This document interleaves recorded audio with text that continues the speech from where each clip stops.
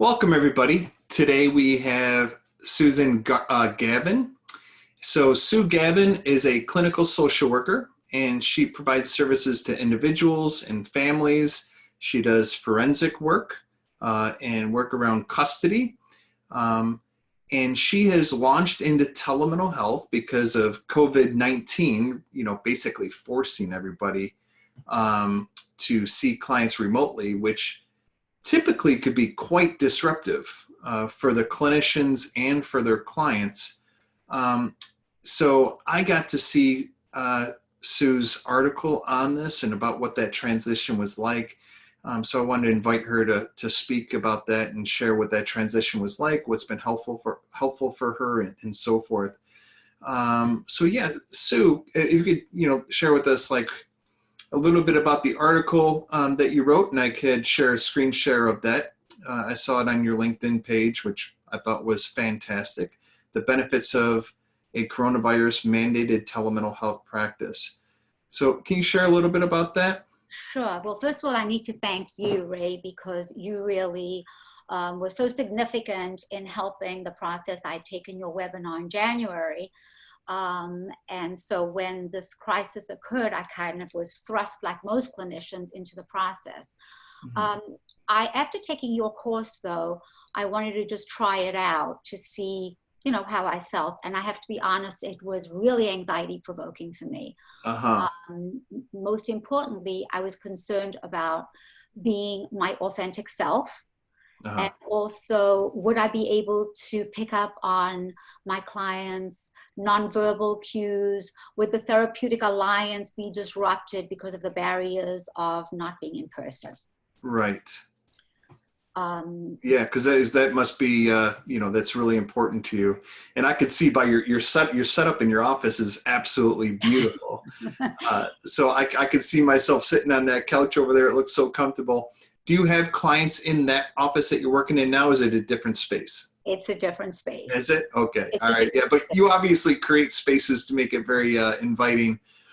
You know what? Actually, believe it or not, it's kind of, so not very similar, but the colors are very similar in both my at-home office and at my office where I see clients. But it's interesting that you're raising this because there's something about working in this modality where the clients I've seen in my office have never really seen me outside of the office. Oh, right. So in a way, this makes it a little bit more intimate. So my fears of the loss of connection is kind of enhanced. Like now they get a glimpse of me in my home and I get a glimpse of them in their home.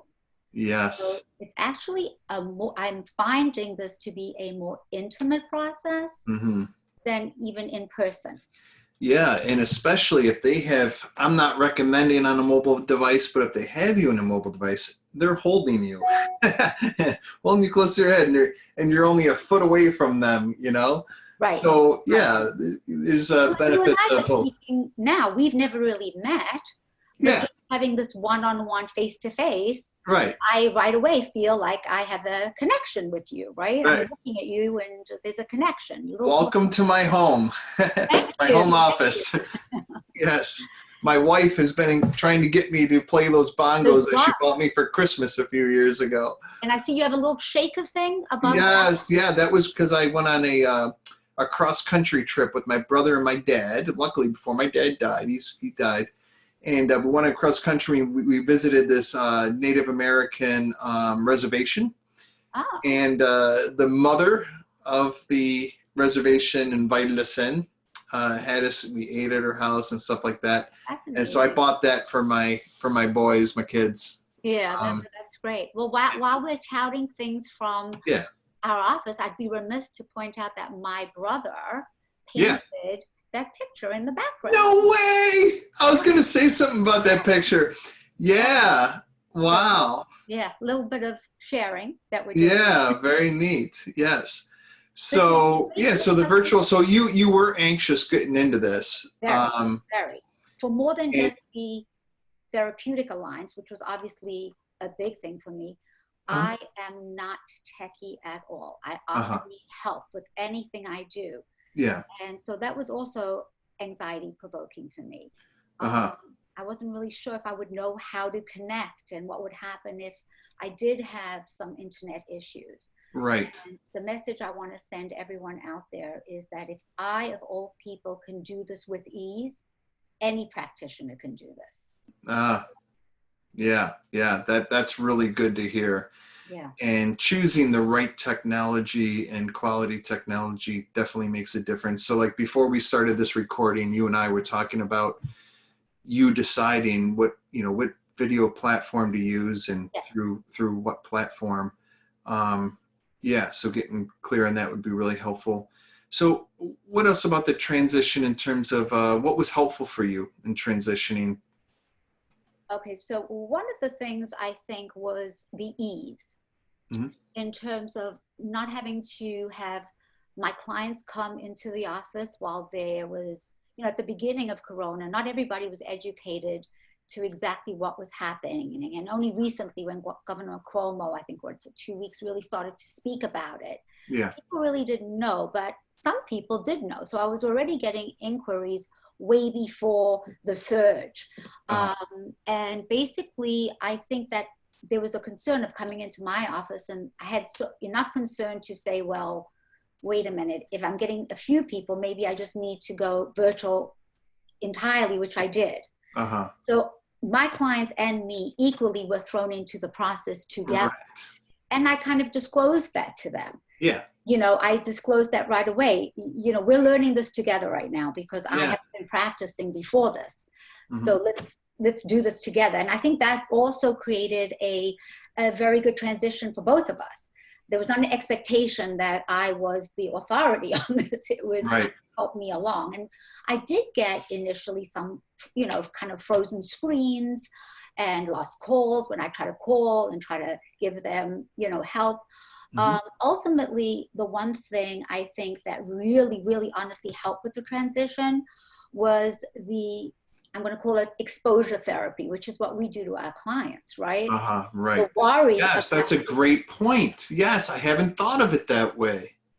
Yeah. Yeah. So for people that aren't familiar with exposure therapy, a lot of clinicians think it's the number one way to help people get over fears and anxiety and panic disorder and phobias, is rather than moving away from the fears, moving towards them in a kind of a tiered way. But yeah, like the whole goal is facing the fear, rather than waiting and procrastinating. Correct. Yeah, that's interesting. Yeah, so that really, I went through what I very often try to tell my clients who are going through anxiety, that the worry about the future and the what ifs is greater than the present. Mm-hmm. So that's if I had to start worrying about how could I do this and how would it work and I'm going to screw this up, it wouldn't have the same impact, but I was thrown into it. And it took the worry out immediately. And so my fears immediately were soothed by the fact that, wow, I can do this. And I can also screw up a little bit, right? I can tell my client, I'm not sure what happened there, but let's try to figure this out. Right. So I have to say, and again, I'm touting you because without having taken your course, I would really be nowhere. Your course was so instrumental in educating me to the process. But not only that, things have changed a lot with HIPAA laws and your ethic and law. I guess it's ethics and laws and ethics. Yeah. Laws and ethics. It was really, really helpful for me in my practice in general, because I needed to be updated on that as well. A lot of clinicians nowadays aren't getting recertified without that credit. So thank you to you. You really helped me on many fronts. I think that for clinicians out there who haven't really, maybe, I'm not sure, some people are really still afraid to do this. So I've seen on the serve that I'm on, people still don't want to be on video conferencing. They ask, can they be on the telephone part, but on the audio part, but not the video? Right. And this is really what I want to drive home, that if for clinicians who are concerned about the authenticity and being present and attuned to your clients, there's no better way than face-to-face. Where you can see each other like you and I can see each other now, and people that are going to watch us can see both of us. Yeah. Yeah. Because a lot of people, most people, I think it is the stage fright, right? Like being on camera. No, people don't want to be on camera. It's very anxiety provoking. So it's good to hear that from you. And I like how you normalize it. Like, listen, you're new to camera. I'm new to camera. We're doing this together. It's okay if it's not perfect. Right. Yeah. Right. Which is, again, part of the therapeutic process, right? Right. That you are an authority, but you're human. Yes. And we make mistakes. And I think that's also somewhat normalizing for, especially clients that have anxiety. I've been using it as a tool to help them get over whatever it is that they're fearing. I acknowledge that this has been. Yeah, you just brought up something for me too. Whether or not they receive therapy through video, they're having to work from home. So by doing therapy through video, you're helping them directly address it could be an opportunity to help them address the difficulties of working from home. Mm-hmm. Because you're right there in their home environment working with them virtually. So you give them tips like, well, what's the house setup like? And how do you set, because you mentioned boundaries for therapy. You could talk about boundaries for themselves at home when they have kids and a spouse and they're trying to get their work done and having to meet virtually with their coworkers and clients or customers and stuff like that. So it's kind of a good parallel process as we talk about it in therapy. Right.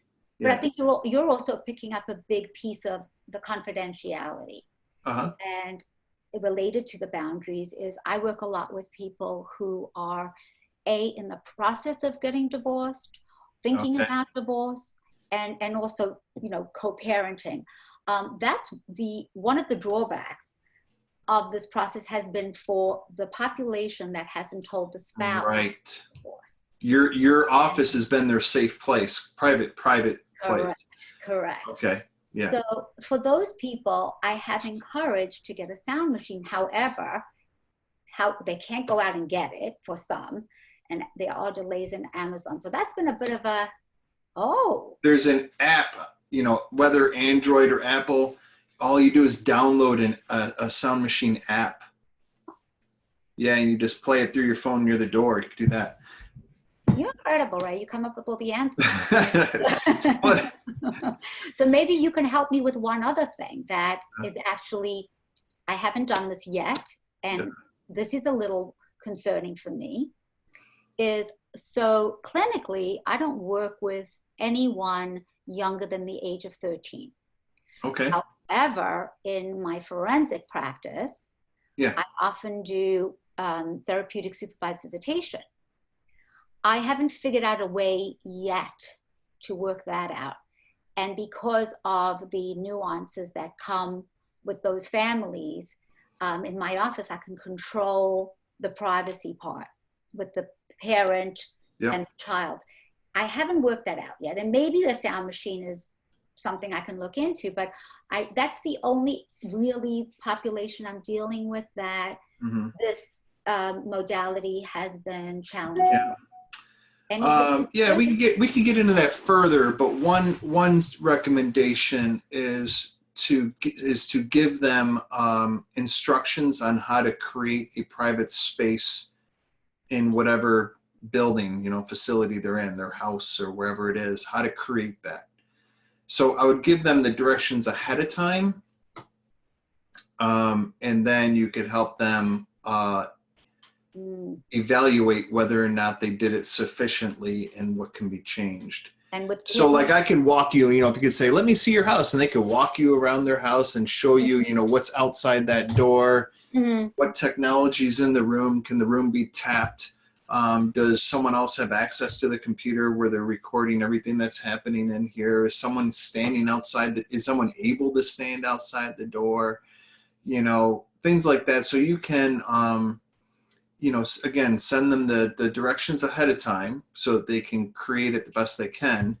And then you can do what's called a site audit on video and help before you get into content and whatever. I don't know how you do your stuff, but I don't know if you would do it, before they actually have the parent-child supervised, visitation.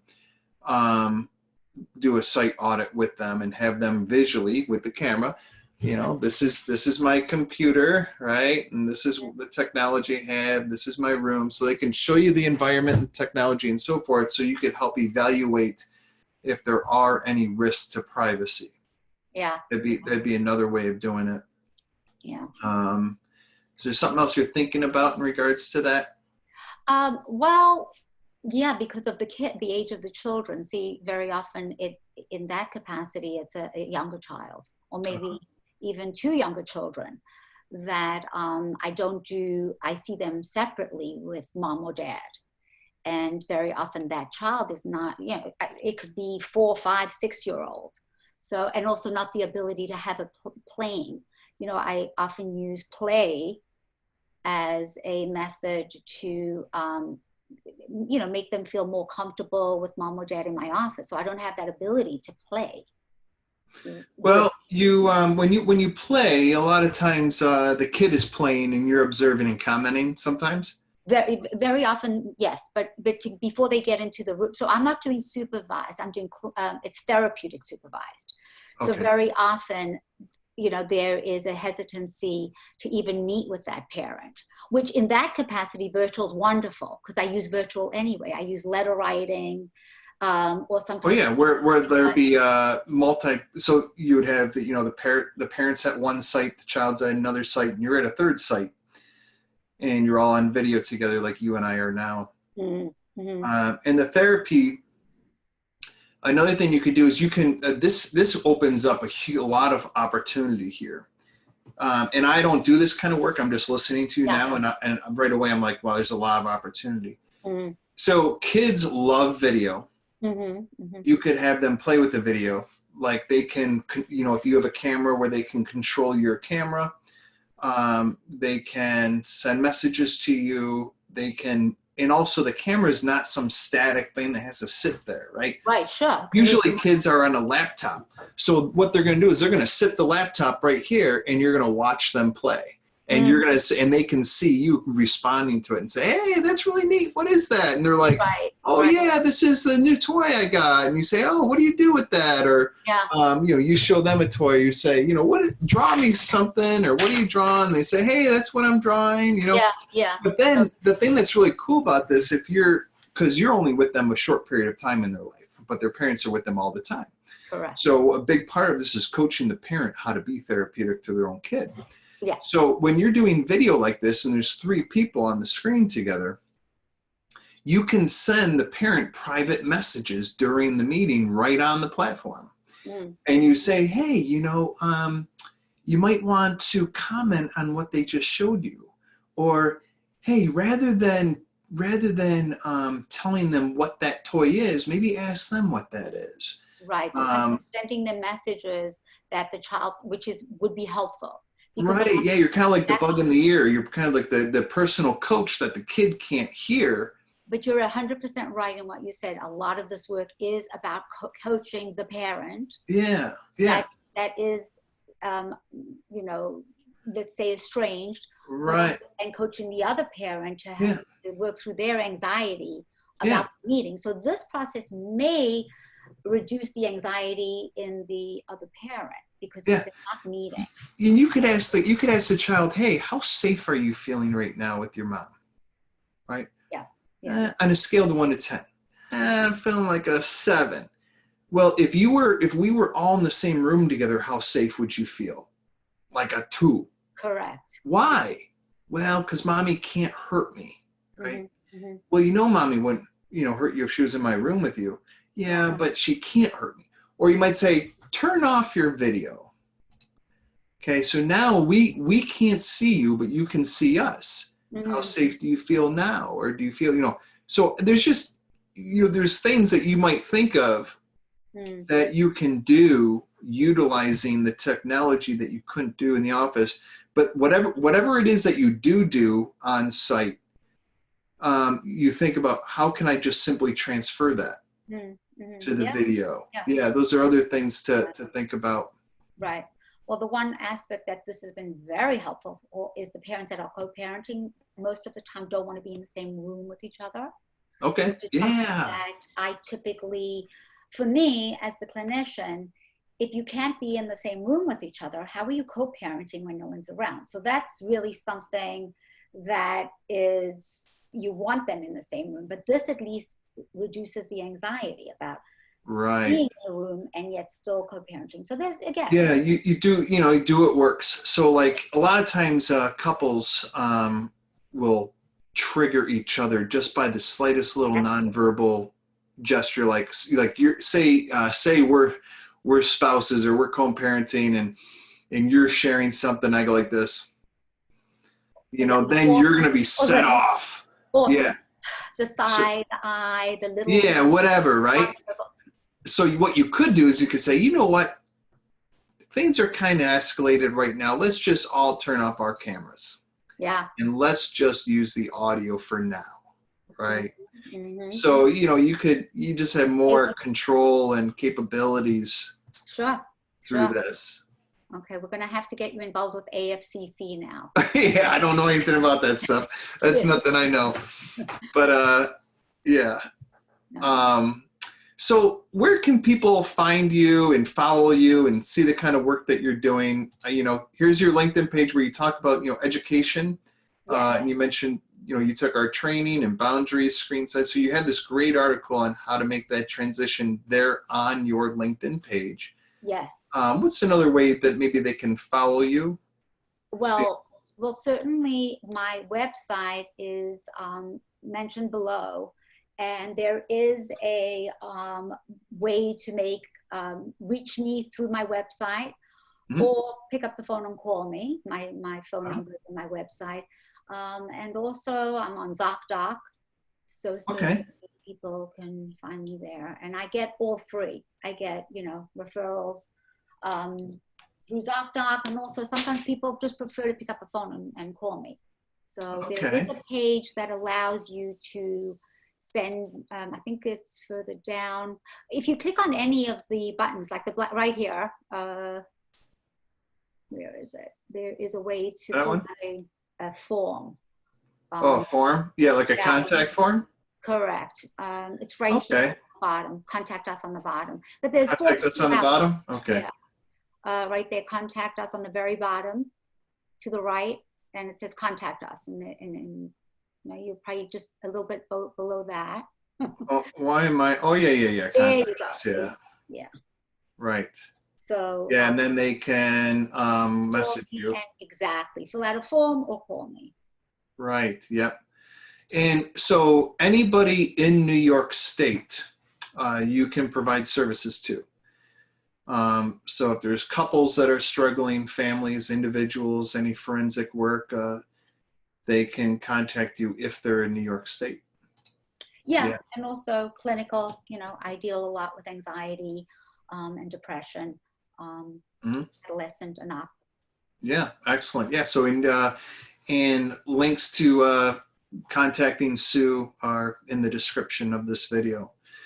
So thank you very much, Sue. This has been very helpful. Really appreciate it. Thanks for inviting me on, Ray, and thank you for all your help. Really, it's been great to take your class. Excellent. Stay in touch. Okay, thanks, Ray. Yep. All right, bye-bye.